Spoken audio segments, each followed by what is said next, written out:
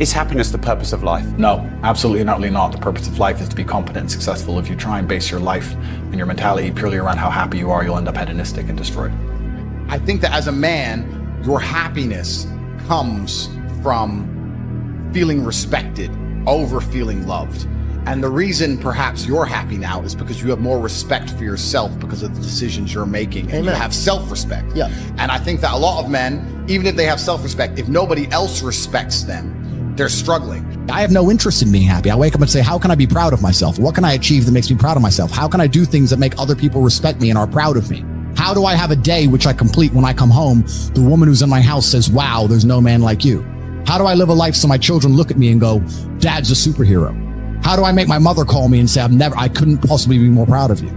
I have duties to complete. I have to live the exact same life regardless of how I feel. So for me, happiness is not a good indicator on how life should be lived. Happiness to me is a super interesting concept because when people come to me and say, I'm not happy, I say, why should you be happy? They're like, what do you mean? It's like, who told you should be happy all the time without working for it? Happiness is at the top of a mountain somewhere. You ain't been anywhere. You haven't even climbed it. Nobody cares about men being happy. We talk about women being happy. We want children to be happy.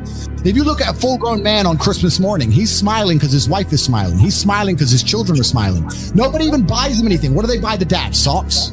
Nobody cares about men being happy. So why do you as a man care about you being happy? That's how you're going to fall into these traps. I'm a very content person. I live a fantastic life. I'm not miserable or depressed. I'm not sad ever. But I don't wake up and go, I want to be happy today. No, sir. I wake up and say, okay, things must be done. And those things will be completed regardless of how I feel. Regardless of how I feel. You can lock me in a dungeon for an unknown amount of time in Romania, and I will still complete as many push-ups as I can possibly do in the dark by myself. What else am I going to do? Sit there and be sad? Happy or sad? The push-ups must be done. It's called duty. It's called honor. It's called pride. So I'm asking you why you don't have them. You could be a genuine force for good in the world. And you know what's funny? The funniest thing, the most ironic thing about all of this is that if you don't prioritize happiness and you prioritize feeling proud of yourself, you end up happy by extension. I'm happy because I'm proud of myself because I have a fantastic life and mansions and supercars and money, most famous man in the world, thousands of love letters a week from beautiful women. Of course I'm happy, but I didn't ever choose to try and be happy. If I would have chosen to try and be happy, I would have never ended up happy. I don't want a woman to ever go through anything bad in her life. I think a man should go through it for her and protect her because I think that's how she's her best self as a woman. But I think to be your best self as a man is the absolute opposite. And when someone emails me and says, this has happened to me, I'm like, good. No, what do you mean good? It's terrible. How else are you going to become important? How else are you going to find endless fire to get up and struggle in the face of the competition that's out here in the world? How else are you're going to do all that with a nice, cushy life? If any man's honest with himself, think about the biggest transformative stages in your life. Think about the times you got the most work done. It was a bad part of your life.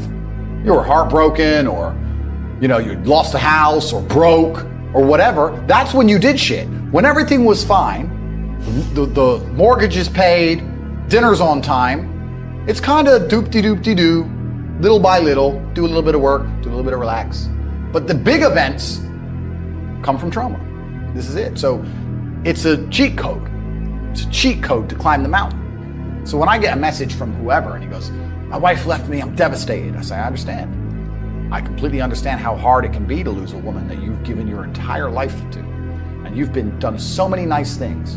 And then because of one thing you did, her innate and absolutely insane level of ungratefulness has turned her bitter, and she now talks to you like she hates you over one thing you've done after thousands of efforts showing how dedicated you are to her. And even now that you're prepared to die for her, she doesn't give a shit about you. I understand that pain. But my answer is, good, it's still good. Now take all of that pain, and instead of emailing me, do this.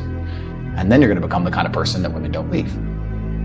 Then you win. I think everybody on the planet has something to prove. If you walk through life and feel like you have nothing to prove, then you're a loser.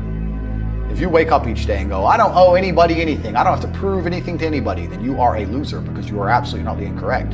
You must prove yourself to other people. You must prove yourself to your bloodline, as we just discussed. You must prove yourself to God.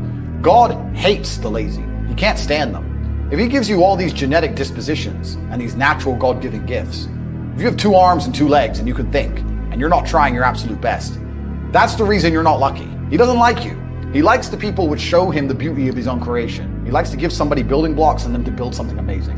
It's the best thing about being a man. You get to build who you are, right? You can decide if you want to be a funny comedian or a musician or a kickboxing world champion or fight the Matrix. You can decide whatever you want to be. God loves to see that.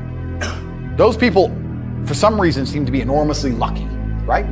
The person who goes, I don't have to prove anything to God. I don't owe all of my ancestors any effort. You know, for 5,000 years, people were dodging saber-toothed tigers and catching the plague and running from Genghis Khan. I don't owe them anything. Don't owe them a thing because I want to play video games. These people are losers. I wake up every day with something to prove. I have hundreds of millions of dollars. I'm in fantastic shape, 4 times world champion, fighting the Matrix out here by myself. More. I will have to be braver. I must try harder. All I do is prove myself. So when I hear people go, I don't have nothing to prove, then you're a loser. Peasants have never felt like they needed to prove anything, but kings felt like they needed to go and conquer land. Isn't that it's coincidental that the king, who already had it all, felt like he needed to go to some far-flung land and conquer it and take it and prove he's the king. But the peasants, oh, I don't have to prove nothing to nobody. You're a loser then. You're a dummy. I absolutely and utterly, completely have everything to prove to everybody all of the time. That's who I am. I will prove anything to anybody. If I sit and say X, I will prove it. Happiness is the number one thing that must be earned. And I'll tell you that my happiness is based on very real world achievements. I couldn't be happy if I was broke. I couldn't be happy if I was obese. I couldn't be happy if I was lonely. I couldn't be happy if I wasn't respected. I couldn't be happy if I couldn't whoop a dude's ass. I couldn't be happy in those scenarios, so I made sure none of them scenarios came true. I have earned my happiness via hard work. It's the top of a mountain which I have climbed. I deserve it. I deserve to go to sleep with a smile on my face. Just that's what I can deserve. And every single guy who hasn't got it probably doesn't deserve it. The universe is very giving and very fair. People seem to think that the world is unfair, and those are all the same people who tell themselves they're unlucky. I actually believe the opposite. I believe the universe is a very giving place. I believe God is a very giving being, and that thing, the world all in all generally balances out and is pretty fair. If you're the kind of person who deserves a good life and works their ass off and genuinely wants it and tries very hard, guess what you get 99% of the time? A good life. And if you're the kind of person who doesn't really deserve it, slacks 3 days a week, a little bit lazy, snakes his friends, talks behind people's back, blah, blah, blah, guess what? Your life ain't all that good. The universe is pretty fair and pretty balanced. I've yet to meet somebody who gets up every day, does what they're supposed to do, works hard, goes to the gym, then goes to work, does their best, makes their money, looks after it, is sensible, doesn't blow it, etc., who then fails. I've never met anybody who fails when they do all the right things. The universe is a very fair and giving place, all in all. There are very few exceptions to that. So when I see somebody who doesn't have the success they want, especially when I see, let's say, a group of people who don't have the success they want, there's no way you're all exceptions to that rule. You may want something, but you certainly don't deserve it, and that's why you don't have it. You shouldn't wake up and say, how happy am I today? How does that affect how I act? That's not how I operate. I wake up and say, what must be done?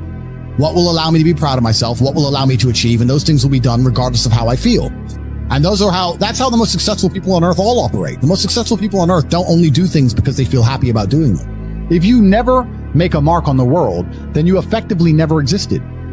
And when you're gone, nobody will care. And that's very important because you have a duty to your ancestors and you have a duty to God. So you must make a choice.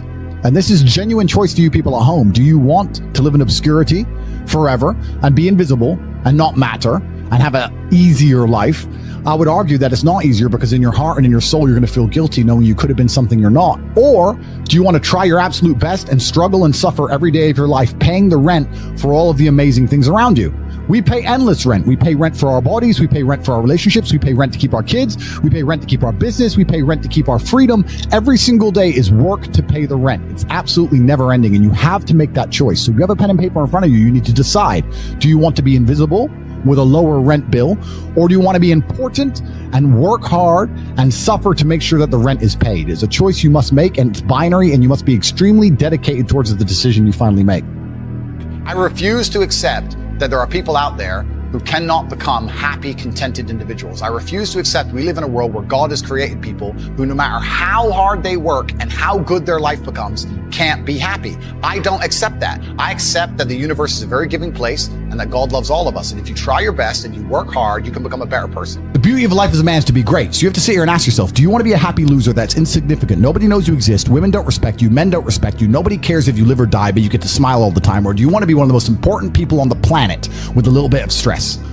Alternatively, you can go out there into the world, try and implement your mark on the world, work hard, try to get rich, more money, more problems. You can try and start a business, the stress of that. You can lose your girlfriend because all you're doing is working. This is a new level of stress, a new level of trauma, but at least you'll be a somebody at the end of it. As a man, there is no easy life. Your life is not about being easy. Your life is not about being happy. Your life is always going to be difficult. All of the pain you feel, all of the sadness you feel, you're supposed to feel as a man, and you have two effective binary choices. You either go through the suffering and go through the trauma and go through the hardship it takes to be a man of value, or you suffer eternity as a nobody. There's two ways to suffer. You either suffer as becoming a somebody, or you suffer as a perpetual and forever nobody.